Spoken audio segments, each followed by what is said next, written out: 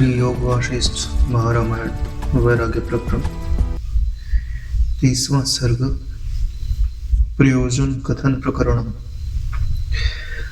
राम जी के द्वारा विविध हेतुओं से अपना उद्वेग प्रकट कर शांति प्राप्ति हेतु प्रार्थना का वर्णन। राम जी ने कहा कि ऐसे सैकड़ों अनर्थों से जगत रूपी अंधकूप में समस्त प्राणियों को मग्न देखकर मेरा मन भी चिंता रूपी पंख में मग्न हो रहा है। यानी कि जैसा हमें पता ही है कि वैराग्य प्रकरण चल रहा है और राम जी इस दृश्यमान जगत में जिन जिन वस्तुओं को, जिन जिन परिस्थितियों को, जिन जिन अवस्थाओं को दुख रूप अनुभव करते हैं, उन सब का वर्णन वे अपने गुरु जी वशिष्ठ जी के सामने, विश्वामित्र जी के सामने कर रहे हैं कि इन सब में मुझे कुछ भी रस या सार वस्तु दिखाई नहीं देती।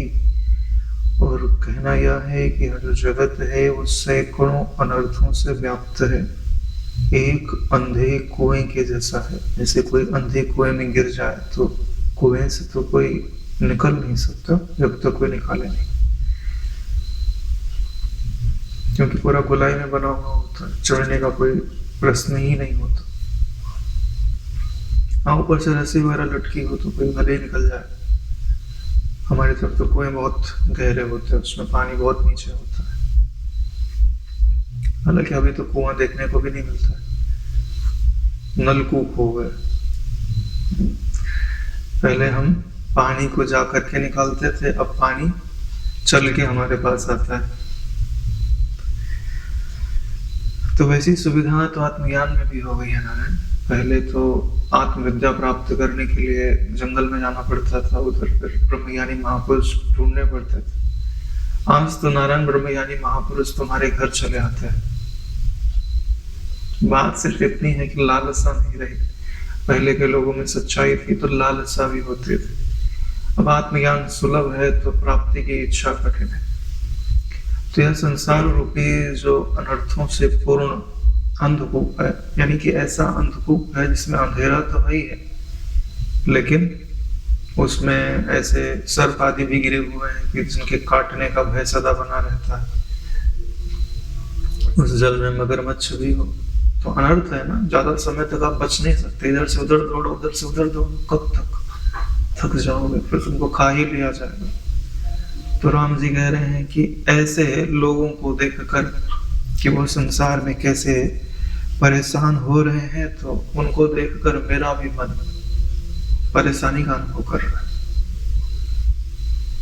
चिंता रूपी पंख में मेरा भी मन मग्न हो रहा है कि कहीं ये आग वहां तक आई है, कहीं मेरे घर तक ना आ जाए। वैराग्य से संजोया तो है, अपने घर को बचा तो रहे हैं, लेकिन कितनी देर ना रहे। बाढ़ में अगर पड़ोसी का घर बह रहा है तो तुम्हारे घर की भी बारी आएगी। आग में अगर तुम्हारे पड़ोसी का घर जल रहा है तो कोई भी चिंगारी उड़ के आपके घर पे गिर सकती है, आपके घर में भी आग लग सकती है। ऐसे ही नारायण इस पूरे जीवन को केवल वैराग्य के बल पर बचाए रखा नहीं जा सकता अनर्थ से। कब तक रक्षा करोगे? जब तक तुम्हारे शरीर में बल है तभी तक तो चौकीदारी करोगे, और फिर जैसे ही तुम्हारा प्राण बल कमजोर होगा, इंद्रियां बलात् तुमको वही खींच के ले जाएंगे, क्योंकि उन्हें रस चाहिए। बिना रस के रह ही नहीं सकते। यह जीव की शाश्वत मांग है नारायण। बहुत दिनों तक संयम करो, लेकिन अगर वो तत्व प्राप्त नहीं हुआ तो तुम्हारे गिरने की संभावना बनी रहेगी नारायण। लोग हजारों वर्षों की समाधि लगाने के बाद भी फिर से संसार की ही इच्छा करते हैं, क्योंकि उन्हें सुख चाहिए। हर किसी को सुख चाहिए। हाँ, जब दुख होता है तो दुख की निवृत्ति ही उसके लिए सुख होती है। तो वो सुख चाह रहा है ना, दुख बना रहे ऐसा कोई नहीं चाहता, दुख मिट जाए तो उसके लिए दुख की निवृत्ति ही सुख है। और जिसके पास दुख नहीं है वह किसी विशेष सुख की प्राप्ति में लगा रहता है। वही तो चीजें दिखाई देती हैं। जब परेशानी ज्यादा हो जाती है तो बोलते परेशानी हट जाए, और जब परेशानी नहीं है तो कोई नई चीज, कोई विशेष चीज, कोई विशेष परिस्थिति इस विशेष व्यक्ति को पाने की इच्छा रहती है। मेरा मन अति भ्रमणशील है, यानी चंचल है, एक वस्तु पर स्थिर नहीं रहता। कभी इस वस्तु का चिंतन करेगा और उसे लगेगा कि इसमें सुख है, फिर अगर वो मिल गया तो थोड़ी देर रमण किया, ना किया, फिर दूसरी वस्तु की इच्छा करता है। भय भी होता है। भय इस चीज का होता है, जो मिला है वो छूट ना जाए। अनर्थ का ही तो भय होता है कि जिसकी हम आशा कर रहे हैं वो मिलेगा नहीं, उसका भय होता है। जो प्राप्त है उसके छूट जाने का भय है, और जो प्राप्त नहीं है और हम आशा करते हैं कि वो मिलेगा, लेकिन अगर उसमें कोई बाधा आ जाती तो उसका भी भय होता है। समस्त अंग ऐसे कांपते हैं जैसे जरा जीर्ण वृक्ष के पत्ते वायु से कांपते हैं। जैसे टूटा फूटा वृक्ष है तो एक तो खुद अपने धड़ को ही नहीं संभाल पा रहा है, पत्ते को कहां से संभालेगा। हाँ, तो इस भय के कारण ही पूरा शरीर कांपने लगता है, मन कांपने लगता है। मन तो कांपता ही कांपता है, शरीर भले ना कांपता हुआ दिखाई दे, लेकिन भीतर से तो कांपता ही है। उत्तम संतोष एवं धैर्य आदि रूपी माता का अंक न पाने से अति व्यग्र हो, यह बुद्धि इस तरह से डरती है जैसे कम उम्र वाली बालिका शून्यवत निर्जन वन में डरती है। जैसे छोटा सा बच्चा है या छोटी सी बालिका है तो उसको वन में ले जा करके छोड़ दो तो कितना डरेगी। एक तो बालिका है, तो जो बच्चियां होती हैं उनको तो वैसे भी अकेले नहीं छोड़ा जाता, तो निर्जन वन में उसको बड़ा भय तो लगेगा, क्योंकि उसको तो किसी न किसी के साथ रहने की आदत पड़ी हुई है। तो बोले वो माता कौन है? बोले जिसमें उत्तम संतोष है, धैर्य आदि जो सद्गुण है, वही बुद्धि रूपी जो बालिका है उनकी माता है। उनकी गोद में ही रहना उसके लिए श्रेष्ठ है। यानी संतोष की गोद में बुद्धि रहे, धैर्य की गोद में बुद्धि रहे। संतोष की गोद में रहेगी तो बाहर के सुखों में लालायित नहीं होगी, और धैर्य की गोद में रहेगी तो जिधर लगी है उधर भले ज्यादा उन्नति ना दिखाई दे रही हो, लेकिन वहां से विचलित नहीं होगी। विकल्पों से अंतस की वृत्तियां दुख रूपी गड्ढे में वैसी ही गिरती हैं जैसे लटकते हुए तुच्छ तिनके के लोभ से हिरण गड्ढे में गिरते हैं। जैसे हिरण को फंसाना होता है तो ऐसी जगह में चारा लटका दिए जहां नीचे गड्ढा है, तो तिनका खाने के लिए जाते हैं तो नीचे गिर जाते हैं। ठीक वही बात बता रहे हैं कि विकल्पों से अंतस की वृत्तियां दुख रूपी गड्ढे में गिरती हैं। तो जो हमारी वृत्ति है वो सुख लेने के लिए जाती है, तो कहाँ दिखाई देता है सुख? बोले विकल्पों में दिखाई देता है। विकल्प का मतलब ये समझ लीजिए कि जो संकल्प है सो आत्मा है, और जो आत्मा का उल्टा हम कल्पना करते हैं उसको विकल्प कहा जाता है। यानी जो हमारा स्वरूप है वो नाम रूप से अतीत है, तो नाम और रूप में प्रतिबिंबन जिस सुख का होता है उसी को यहाँ विकल्प कहा गया है। जब उसको पकड़ती जाती है तो वह आसक्ति रूपी गड्ढे में गिरती है या दुख रूपी गड्ढे में गिरती है। अज्ञानी जनों के आश्रित चक्षु आदि इंद्रियां जागतिक पदार्थों में ऐसे गिरती हैं जैसे कि मार्गदर्शक के अभाव में अंधे व्यक्ति कुएं में गिरता है। यानी कि जो अज्ञानी जन है, यानी कि खुद की तो समझ है नहीं और जो श्रेष्ठ लोग हैं उनकी मानते नहीं है, तो गिरते कहाँ हैं? बोले जागतिक पदार्थों की आसक्ति में गिरती हैं उनकी इंद्रियां। उनकी इंद्रियां गिर रही है, वो भी गिर रही है, इंद्रियों से तो जुड़े हुए हैं। कैसे गिरते हैं? बोले जैसे अंधा व्यक्ति हो और उसको कोई ले जाने वाला ना हो और चल रहा हो, तो सामने कुआं पड़ गया या गड्ढा पड़ गया तो गड्ढे में गिर जाता है, क्योंकि नेत्र नहीं है ना। अज्ञानी का मतलब ये होता है कि जिसके नेत्र नहीं है या नेत्र काम नहीं कर रहे, या तो उसने अपने नेत्र बंद कर रखे। फिर रास्ता चल रहे हो तो आंख खोल के चलना पड़ता है ना। सोना है तो आंख बंद कर लो, तो उल्टा काम करते हैं। चलना है तो आंख बंद कर लेते हैं, जब सोना है तो आंख खोल देते हैं। नहीं, अरे भाई जब ध्यान करना है तो मन को खुला छोड़ दिया, नाना प्रकार का चिंतन कर रहा है, और जहाँ मन लगाना है वहाँ लगा के तो सो जाते हैं। पढ़ने बैठे तो कोई चीज का मनन करने बैठे तो मन सो जाता है, और जब ध्यान करने बैठे यानी सच में सोना है, वहां विश्राम पाना है, तो वहां मन कूदने पाने लगता है, उल्टा काम करता है। जब उसे एकाग्र होना है तो वो सो जाता है, जब सोना है तो विक्षेपित हो जाता है। यह चिंता रूपी स्त्री ना उपरमता को प्राप्त होती है, ना ही अपने इच्छित देश में जाती है, लेकिन जीव रूपी अपने पति के आश्रित हो यह प्रिय स्थल में सदैव बसती है। यानी जो चिंता है, चिंता की क्या आदत होती है? ये शांत नहीं होते, तभी तो चिंता है। और चिंता होती क्यों? जो इच्छित पदार्थ है उसको प्राप्त नहीं कर पा रही, तभी तो चिंता हो रही है। नहीं तो चिंतन हो रहा है। चिंतन और चिंता में क्या अंतर है? चिंता सिर्फ यह बता रही है, ऐसा चिंतन है कि जो यह बताता है कि मैं उसको प्राप्त नहीं कर सकता, या जो दुख है उसको मैं हटा नहीं सकता, सिर्फ सोच सकता हूं, तो उससे कुछ लाभ थोड़ी है। जब तुम हटा नहीं सकते तो सहो, चिंता करने से क्या होगा? वही बात बताई जा रही है कि चिंता रूपी जो स्त्री है उपरामता यानी शांति को प्राप्त नहीं होती, और ना ही अपने इच्छित देश में जाती है, यानी अपना जो इच्छित पदार्थ है जिसका चिंतन कर रही है उसको सिद्ध भी नहीं कर पा रही है। लेकिन जो उसका आश्रित है, उसका जो पति है वो जीव है, और उसको आश्रित हो वह प्रिय स्थल में सदैव बसती है। प्रिय स्थल क्या बोले? जीव,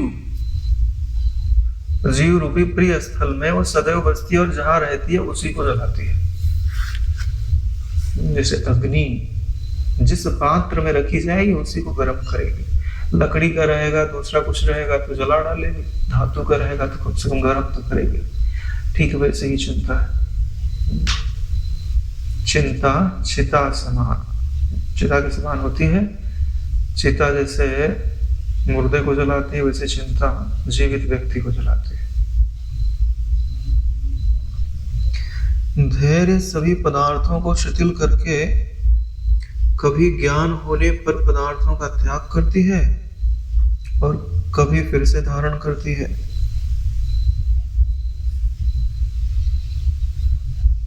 यानी धैर्य को शिथिल कर देती है, यानी धैर्य धारण नहीं करती। कभी पदार्थों को त्याग कर देती है और कभी पदार्थों को फिर से धारण कर लेती है। किसके बारे में बताया जा रहा है? चिंता के बारे में ही बताया जा रहा है।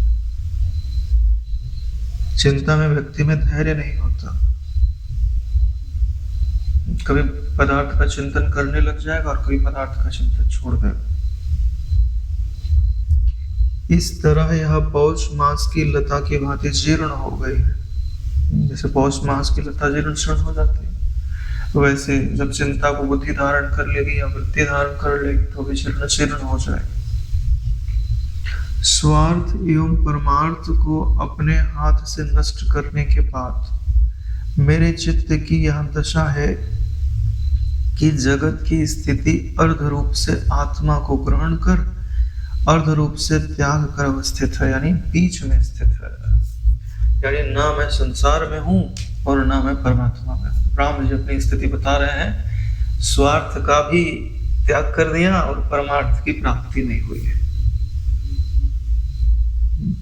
मेरे चित्त की यही दशा है कि अर्ध रूप से आत्मा को ग्रहण किया है और अर्ध रूप से आत्मा का त्याग भी कर रखा है, क्योंकि पूरा ग्रहण नहीं है। कितने चतुराई से बोल रहे राम जी। ऐसा नहीं बोल रहे कि अर्ध रूप से आत्मा का ग्रहण किया है और अर्ध रूप से संसार का ग्रहण किया है। क्या बोल रहे हैं? अर्ध रूप से आत्मा का ग्रहण किया, अर्ध रूप से आत्मा का त्याग किया है। क्यों? क्योंकि वो अपने चित्त में खोजने पर भी यह नहीं पा रहे हैं कि मेरे चित्त ने कहीं संसार का ग्रहण किया हो। अर्थात इस समय में मैं ना मैं जगत का त्याग कर सकता हूँ ना उसे प्राप्त ही कर सकता हूँ। मैं त्याग क्यों नहीं कर सकता? क्योंकि भाई खाना पीना रहना तो जगत में ही है। और प्राप्त क्यों नहीं कर सकता? क्योंकि ये कोई वस्तु थोड़ी है जिसे मैं प्राप्त कर लूं। अरे बोले जगत तो वस्तु ही होता है। अरे नारायण, जगत वस्तु किसको लगता है? अरे जो विचार नहीं करते। वास्तव में इस जगत में या इस पूरी सृष्टि में वस्तु तो केवल आत्म वस्तु है और दूसरी कोई वस्तु नहीं है। और सब परिवर्तित कल्पना मात्र, काल्पनिक वस्तु है, वास्तविक वस्तु नहीं। वस्तु किसको बोलते, जो वास्तव में हो है उसको वस्तु बोलता है।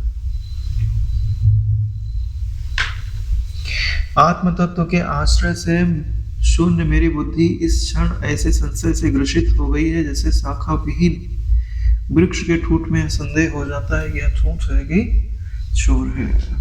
राम जी का कहना है कि जो मेरी बुद्धि है वो संशय से युक्त हो गई है।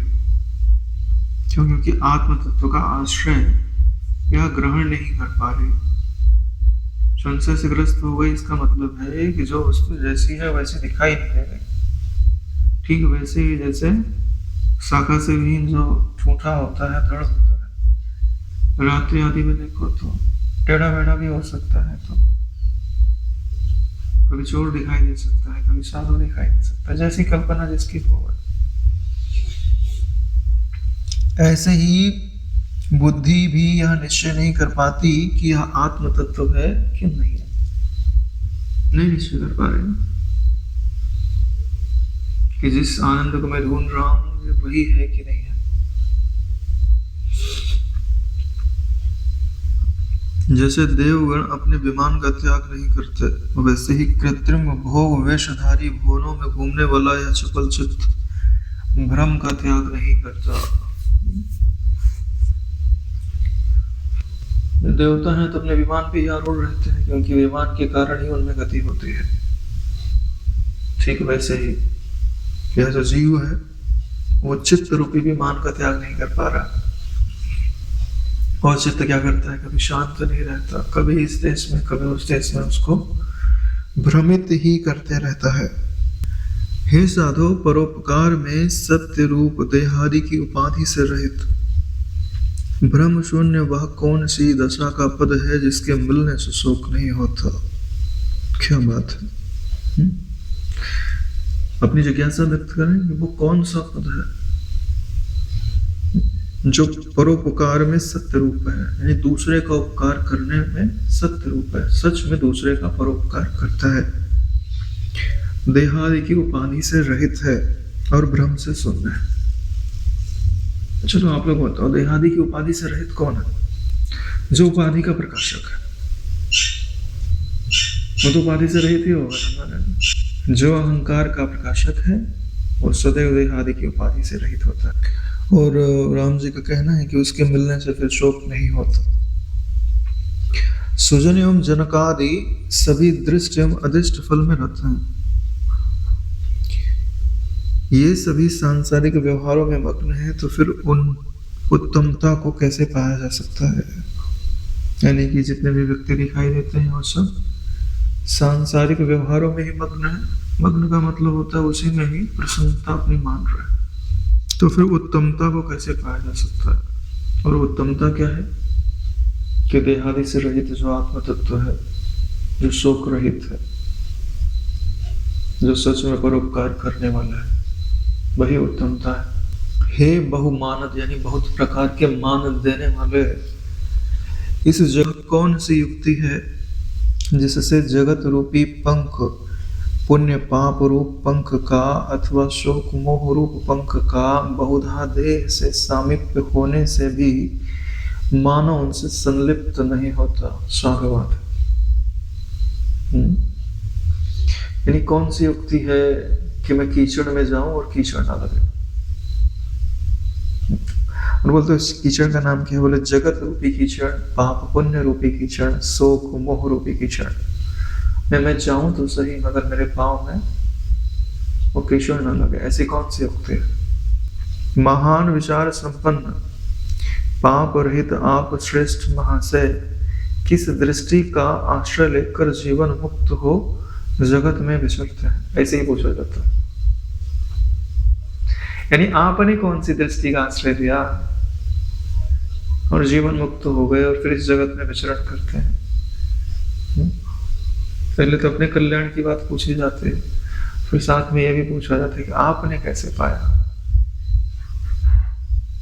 यानी इसका मतलब समझ रहे कि जो पूछने वाला है वो जिसे पूछ रहा है वो समझ रहा है कि उन्होंने पाया है, वो जीवन मुक्त है। अरे भाई, किसी को कोई बीमारी हुई हो और उसने उस बीमारी को ठीक कर लिया हो तो उससे उपाय पूछना चाहिए। इसलिए कहा जाता है कि सबसे बड़ा वैद्य कौन? बोले जिसने जो रोग झेला हो और उसको ठीक कर ले गया हो, भैया वो सबसे बड़ा वैद्य है उसका। जिसने वो रोग झेला नहीं, उसको उसकी पीड़ा का भी ज्ञान नहीं होता। कैसे कैसे क्या क्या मिटाया, क्या क्या किया, वो वही जानता है। इसके लिए अच्छे डॉक्टर कौन होता है पता है? कि जो अपने पेशेंट की हर जानकारी लेते हैं। क्यों? क्योंकि वो अपने मरीजों के अनुभव से ही सीखते हैं। भाई ये दवा मैंने दी थी तो उसका पे क्या रिएक्शन हुआ था। तो ऐसे ही जानकारी इकट्ठा करके, ये भारत में ज्यादातर डॉक्टर होते हैं वो इस पे ज्यादा ध्यान नहीं देते कि उनका उद्देश्य पैसा कमाना होता है। फॉरेन में जो डॉक्टर होते हैं ना, लगभग 70% 80% अपना एक रिकॉर्ड रखते हैं। उनको मतलब शोध भी उनका साथ में चलते रहता है, वही उठा के फिर बाद में बुक के रूप में पब्लिश कर देते हैं। जितनी बुक्स फॉरेन में लोग लिखते हैं, इंडिया में कहाँ लिखते हैं? वहां देखो तो छोटा सा भी किसी का भी दिमाग चलता है ना, तो तुरंत किताब लिखता है कि मैंने अपने पूरे जीवन में सीखा, ये पाया, ये किया। ये स्वभाव होना चाहिए बुक लिखने का। बुक लिखने का स्वभाव कहाँ से आता है? डायरी लिखने से। जो डायरी नहीं लिखता ना, उसका जीवन अस्त व्यस्त रहेगा ही रहेगा। आदमी का नियम होना चाहिए, रोज बैठ के अपने बारे में, जो आज दिन गुजरा है उसके बारे में लिखें। क्या आज दिन भर क्या हुआ, क्या किया, क्या पाया। जो पाना चाहता हूँ उधर पाँव गए कि कहीं और गए, ईमानदारी से लिखे तो वही डायरी आज नहीं तो कल पब्लिश हो जाती है। महापुरुषों के पास ऐसे ही तो रहता है। यानी किसी महापुरुष से पूछा भी गया था, आप इतने उन्नत कैसे हो गए? बोले केवल एक ही कारण है, समीक्षा।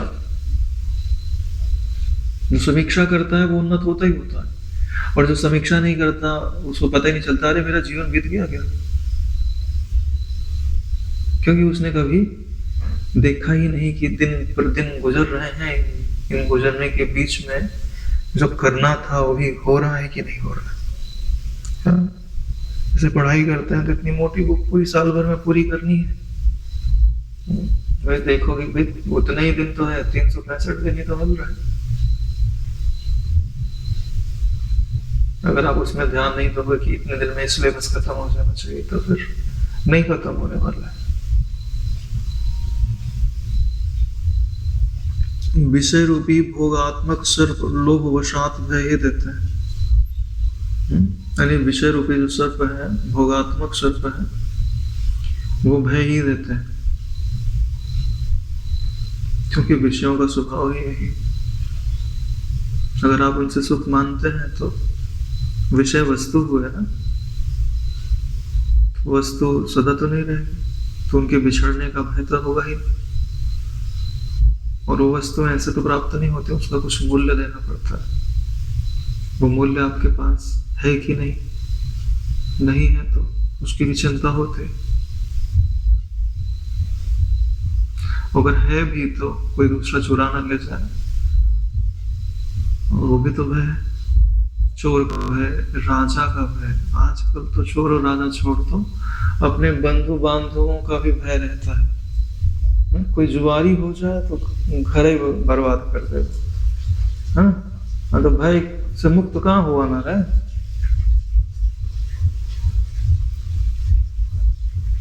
नश्वर एवं कुटिल आकार वाले विषय कल्याण के हेतु कैसे हो सकता है? वही बात अगले वाले वाक्य में बता रहे हैं कि यह जो विषय है वो नश्वर है और कुटिल स्वभाव वाले हैं, कुटिल आकार वाले हैं। कुटिल मतलब टेढ़ा, जटिल।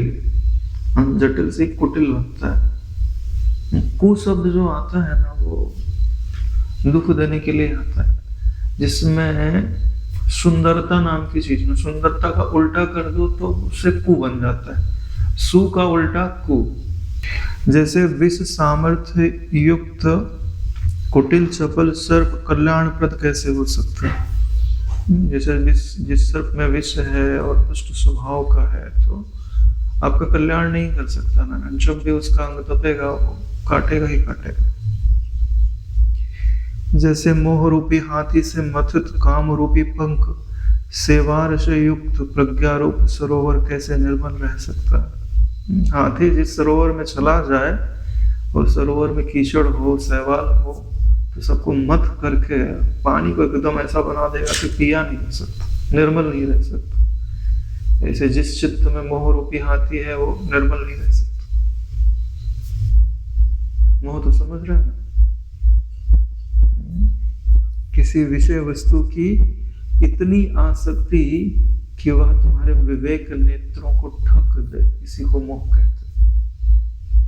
मोह को जैसी समझ में ना आए मोह, तो धृतराष्ट्र का नाम ले लेना, तुमको तुरंत ही मोह समझ में आ जाएगा।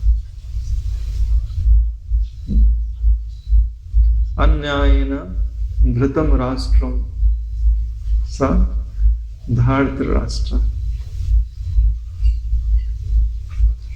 जगत में व्यवहृत होते हुए भी किसी तरह कमल पत्र में जल का सामीप्य न होने की भांति लोग बंधन में नहीं बंधते। यानी कुछ लोग ऐसे होते हैं कि जैसे जगत कमल का पत्ता होता है, पानी में तो रहता है लेकिन पानी से निर्लिप्त रहता है। ऐसे ही जगत में कुछ लोग होते हैं जो जगत में रहते तो हैं लेकिन जगत से निर्लिप्त रहते, साक्षी भाव में रहते, अपने आप को सदैव प्रकाशक समझते हैं, प्रकाश के संबंध से रहते। इस समस्त दृष्टि प्रपंच को तत्व दृष्टि द्वारा आत्मवत बाह्य दृष्टि से तृणवत देख रहे तथा कामादि वृत्तियों का स्पर्श न कर रहे मन वाले लोग किस तरह श्रेष्ठता पाते हैं। यानी कि यहाँ पर श्रेष्ठ कौन है? जिनकी दृष्टि तत्व दृष्टि है, यानी कि जो बाहर पदार्थ है बाह्य दृष्टि से उनको तृणवत देखते हैं और कामादि वृत्तियों का स्पर्श नहीं करते। ये कामादि वृत्तियां बन सकती हैं लेकिन वो कामादि वृत्तियों का स्पर्श नहीं करती। वृत्ति बन रही, आओ और जाओ, छूते रहे, न स्वीकार न नकार, कुछ नहीं, संबंध ही नहीं, उधर ध्यान ही नहीं। बड़ी बात है, देखते नहीं है, देखोगे तो फंसोगे, आज नहीं तो कल फंसोगे।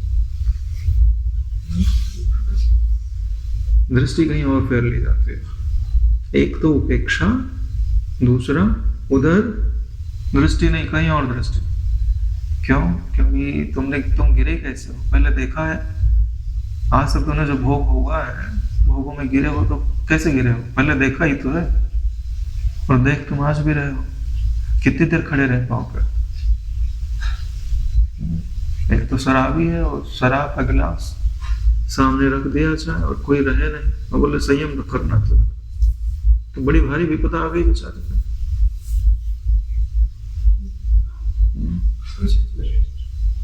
हाँ, कहीं और दृष्टि लगाओ, प्रकाशक पे लगाओ, अधिष्ठान पे लगाओ, अपने इष्ट पे लगाओ, कहीं लगाओ। हाँ? अब तुम घर में बिठा दो शराबी को और शराब का ही फ्लेवर डाल के कुछ अच्छी वस्तु पीने के लिए, तो आजकल तो फ्लेवर आते हैं, टेस्ट बिल्कुल वैसी लगेगा, तो वही फ्लेवर में डाल के और दे दिया गया। हाँ, तो उसमें पी के पेट भर गया, सो जाओ, सो गया। प्रारंभ में इसे तो करना पड़ता है। जिसको देखने की आदत पड़ी है वो ईश्वर का रूप देखो, उपेक्षा कर दो। सामर्थ्य उपेक्षा करने की, तो उपेक्षा करने की सामर्थ्य नहीं है तो अपनी दृष्टि को कहीं और जमाओ, जहां विषय ना हो या जहां विषय ईश्वर से जुड़े हो, वहां ईश्वर की महत्ता होती है, विषय की महत्ता नहीं होती। जैसे हम बोलते हैं ना, वृत्तियों को देखो, तो वहां वृत्तियों को देखने पे जोर नहीं है, वृत्तियों को जो देख रहा है वो ज्ञान स्वरूप है, आनंद रूप है, उस पर जोर है। जब तुमने उसको वृत्ति के देखने पे जोर आ गया ना, तो तुम गिरोगे ना। ये बात निश्चित समझ लो। जोर किस पे है? विश्राम पे जोर है ना। ये देख क्यों रहा हूं मैं वृत्तियों को? क्योंकि वृत्तियों के बीच में विश्राम पाना है। अगर सिर्फ वृत्तियों को देखोगे ही, यही तुम्हारा कार्य है, तो प्रारंभ में तो ठीक है, दूसरी जगह से हटा के यहाँ लगाया। लेकिन उन वृत्तियों में जब कभी काम प्रतिबिंबित होगा, कभी क्रोध प्रतिबिंबित होगा, तो क्या तुम अपनी मर्यादा में खड़े रह पाओगे? हाँ, तो ये भाव रहना चाहिए कि जो इनको जानता है, जो इनका प्रकाश है, उसमें सब नहीं है और मैं वही हूँ। इनसे मेरा संबंध नहीं है, सिर्फ दिख रहे हैं, ये मेरे से बहुत दूर है, इनकी पहुंच मुझ तक नहीं। तो ये भाव डालना पड़ेगा ना नारायण, प्रारंभ में तो डालना ही पड़ेगा, नहीं तो कब मिश्रित हो जाएगा। इसीलिए तो सांख्य जो योग कहा गया है, उसके आगे का रास्ता और भी, नहीं तो सांख्य को ही पूर्णता कह दिया जाता। जिसने अज्ञान रूपी महाउदधि को पार कर लिया है, ऐसे कौन से महापुरुष के चरित्र का स्मरण पूर्वक आचरण करके व्यक्ति दुखित नहीं होता। यानी आप मुझे उस तत्व का उपदेश दीजिए कि जिसको जान करके फिर अज्ञान रूपी जो महासागर है, मैं उसको पार कर जाऊं। योग के मोक्ष और कल्याण क्या है, आप वह मुझे बताइए। उपासना कर्म आदि का उचित फल क्या है, यह मुझे बताइए। ऐसे विषम जगत में किस तरह का व्यवहार करना चाहिए, वह भी मुझे बताइए। हे प्रभु, मुझे उस तत्व का उपदेश दें ताकि मैं ब्रह्मा की अव्यवस्थित रचना, जगत की पूर्व अपर अर्थात आदि एवं अंत में अवशिष्ट रहने वाले पारमार्थिक तत्व ज्ञान को जान सकूं। यानी जो सृष्टि चल रही है, इसके पहले कौन सी सत्ता थी और इसके नष्ट होने पर कौन सी सत्ता शेष रहती है, मैं उसको जान सकूं, उससे अपनी एकता का अनुभव कर सकूं। हे ब्राह्मण, आप निर्विघ्न हो वैसा प्रयास करें जिससे मेरे हृदय रूपी आकाश के चंद्र रूपी साभाष अंतःकरण का मूल रूपी अज्ञान नष्ट हो जाए। जो मेरे हृदय रूपी चंद्रमा पर बादल आ गए, जिससे उसकी जो शीतलता है, उसका जो प्रकाश है, वो ढक गया है। आप कुछ ऐसा उपाय करिए कि वह मलिनता हट जाए। यानी आपके वचनों से ऐसी वायु चलाइए कि वह बादल छट जाए। इस जगत में कौन सी वस्तु उपादेय है और कौन सी वस्तु ही अनुपादेय है। उपादेय मतलब ग्रहण करने योग्य, अनुपादेय का मतलब होता है त्याग करने योग्य। ऐसी कौन सी वस्तु न उपादेय है ना ही अनुपादेय है। ये कौन सी वस्तु ग्रहण करने योग्य है और कौन सी वस्तु त्याग करने योग्य है और कौन सी दोनों से निराली है, उसका ज्ञान आप मुझे प्रदान करिए। यह चपल चित्त किस तरह पर्वत की भांति विश्रांति को पा सकता है, वह उपाय आप मुझे बताइए। सैकड़ों दुखों की सर्जना करने वाली यह निंदनीय जगत रूपी महामारी किस पावन मंत्र द्वारा सहजता से शांति पा सकती है। ये जो जगत है क्या है, बोले महामारी है। तो ऐसा कौन सा पावन मंत्र है जिसके द्वारा इस महामारी को शांत किया जा सकता है। इससे यह भी समझ में आता है कि पहले महामारियों को मंत्र से शांत करने की सामर्थ्य हुआ करते थे। तो आज भी महामारी यानी रोग ही तो हुआ। रोगों को अगर मंत्र से ठीक कर दिया जाए तो कोई आश्चर्य नहीं होना चाहिए। क्योंकि आप निश्चित समझ लो कि ये जो मनुष्य है वो एक एनर्जी का पिंड ही तो है। उस एनर्जी के पिंड में जब एनर्जी कहीं पर विमिश्रित हो जाती है या जिस फ्रीक्वेंसी की एनर्जी होनी चाहिए उस फ्रीक्वेंसी की नहीं आ गई, निगेटिव हो गई एनर्जी, कम हो गई एनर्जी, तो फिर शरीर में रोग उत्पन्न होने लगता है। अगर उसको कहीं से एनर्जी दे दी जाए तो वो ठीक हो सकता है। तो जो मंत्र आप जपते हैं वो एक प्रकार की एनर्जी ही तो जनरेट करता है, एक प्रकार की फ्रीक्वेंसी ही तो चेंज करता है। और एनर्जी क्या है? A type of frequency. भाई जिसको आप अग्नि बोलते हो वो होती क्या है? ऊर्जा का मतलब क्या होता? ये सब तरंग ही तो है। इस प्रकार की तरंग होगी तो फिर उसमें गर्मी होगी, इस प्रकार की तरंग होगी तो उसमें ध्वनि होगी। ये सब तरंग ही तो कह सकते हैं। जो सूरज से आपको प्रकाश प्राप्त होता है वो क्या है? इलेक्ट्रोमैग्नेटिक वेव्स ही तो है, जो वहां से चल के आप तक आ रही है। उनमें गर्मी है कि नहीं? तो सब तरंग ही तो है। ये शब्द भी तो तरंग है। क्या आप चिल्ला करके जो मोमबत्ती जल रही है उसको बुझा सकते हैं? वीडियो दिखाया था ना आप लोगों को। यानी हमारे गले से वो फ्रीक्वेंसी नहीं निकाली जा सकती। आप बहुत कोशिश करो तो निकाली भी जा सकती है, लेकिन बड़ा अभ्यास करना पड़ेगा। लेकिन उस फ्रीक्वेंसी को अगर चालू कर दिया जाए तो जलती लौ को बुझाया जा सकता है आवाज के द्वारा। उसमें हवा नहीं जाएगी, केवल फ्रीक्वेंसी है, लेकिन वो बुझ जाएगा। ये तो दिखाया था ना। इसका उल्टा भी तो हो सकता है, जल भी तो सकता है। जब बुझ सकता है तो जल भी सकता है हमारे। और ये तानसेन ने तो करके दिखाया था। तो सोचने की बात है, आज विज्ञान इसको प्रूफ कर रहा है। वो तो हमारे यहाँ पहले से ये सारी विद्याएं हुआ करते थे। वैसे राग रगिनियां हुआ करते थे। राग रगिनिया type of generating the frequencies. तो उसी फ्रीक्वेंसी को आप मंत्र के द्वारा बना सकते हो। देखो नारायण, जब भी मंत्र जप करो तो समझ लेना चाहिए कि हर कोशिका अगर उस मंत्र का उच्चारण कर रही है तो बहुत जल्दी ही आपकी एनर्जी चेंज हो जाएगी। या हर रोमकूप अगर उसको, यानी आपको पूरा अस्तित्व मंत्र के भीतर आना चाहिए, तब मंत्र का प्रभाव नजर आता है। ऐसे मजा नहीं आता। तुम्हारा मन कहीं और, होठ कहीं और माला कर लिया, बोले हो गया 10 माला पूरी, तो इसमें मजा नहीं आता। मजा किस में आता है कि अगर आप अपनी पूरी एनर्जी चेंज करने के लिए उस मंत्र का आप उपयोग करते हो। बात समझ में आ रही?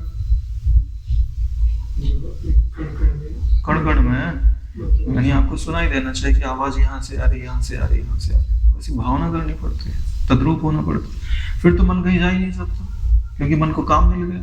मन भागता क्यों है? जब तुम उसको काम नहीं देते।